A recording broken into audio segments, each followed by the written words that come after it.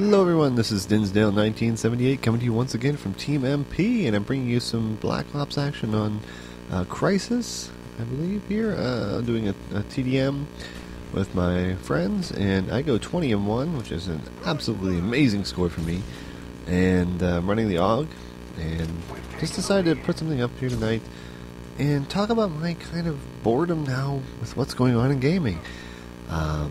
The only thing out for the next couple weeks that I can even foresee trying is Deus Ex Human Revolution, I believe it's called. It looks good, but I just don't think I want to put the money down on it. And it's probably, to me, like LA Noire. It's a really good single-player game with really amazing things, really innovative things going on, but for the most part, it's going to wear thin after a while. How many times can you actually redo the cases in LA Noire? How many times are you going to be able to do the same story in Deus Ex? And I know Deus Ex has a lot of customization, a lot of adaptability in the abilities you do and things of that nature, and so that might make the replay value pretty high. But it's just probably not a game I'm looking forward to getting right now. So I don't know what else is out there. I've been looking around and trying to think if there's something older I wanted to play. But at the same time, I don't want to put a lot of time and money into something for a few weeks, because I don't know when the Battlefield 3 beta is supposed to drop. They've said September. Now, whether that means September 26th or September 6th, I don't know. My money is on probably the second Tuesday or so in September, only because they want to give themselves enough of a window to do good PR for the end of October. You could say they might want to do a month. I'm thinking a month and a half, because that gives them time to release it, show it off, and to make some quick fixes and get a couple patches out on the beta alone to make sure everything's running smoothly on the console versions. And for all those people who are out there asking, from what I understand about the Battlefield 3 beta, not to talk too much about Battlefield or Call of Duty video, but that everybody will have access to the beta on the date that they specify. If you had the Medal of Honor limited edition copy that granted you Battlefield 3 beta access, what it actually granted you was, I think, 48 hours early access to the beta. So you're not getting some sort of special beta, or a Medal of Honor only beta that'll come out at some time, kind of like they did with the Uncharted 3 beta, where Plus members got a little earlier.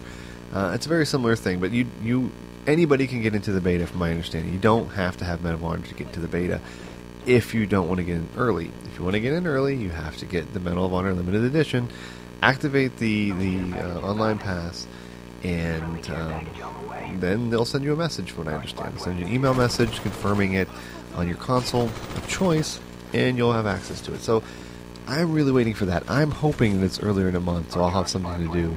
As I can tell you right now, the second Battlefield 3 drops, Black Ops is going to GameStop, and it's going to live there for the rest of its life, because I am probably not going to pick it up again. I think it's really bad timing for Treyarch not to try and work on the embargoes for zombies, or at least the Moon Zombie map, because they're not going to release it on PlayStation 3 for at least another month from now. And I can tell you right now that not a lot of people are going to be playing at that point, because the Battlefield 3 beta is going to drop, and people are going to be playing that for something new. And a lot of friends that I know are ready to trade in Black Ops now.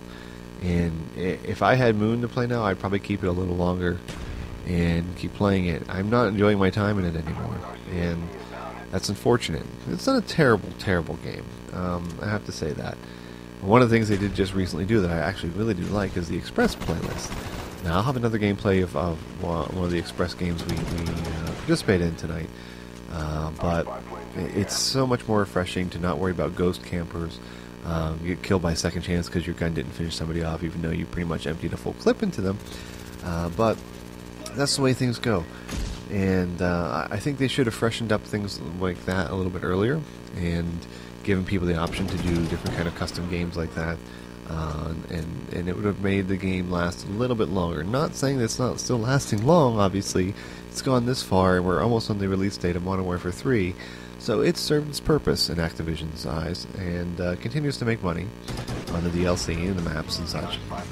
So that's the way it goes. Now here, I was really excited. I was, I think, a 15-1 in the match, and I remembered I had a contract for getting 3 kills with the secondary weapons. And I decided I'm going to get them right now. And I did, with dual Python somehow. I have no idea how I got that lucky. Really, the lucky part was the guy who was AFK, or AFC, I guess it would be, away from controller, and just slaughtered him. But hey, that's the way it goes. So, anyhow, I saw a lot less animosity in the lobbies tonight. I'm glad to see that, but it still were people, claiming everything they could claim under the sun about how we were cheating, and there was no cheating going on.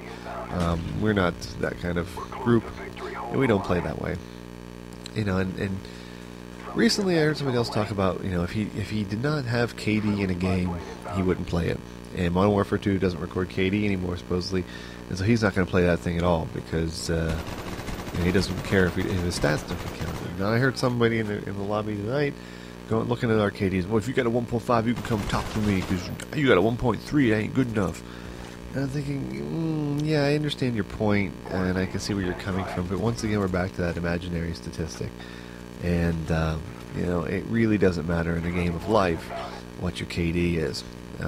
So, all you kids going back to school now, if you're getting ready for college, remember, your KD is not important. Your GPA is. So study hard, make use of your library, and have a great time.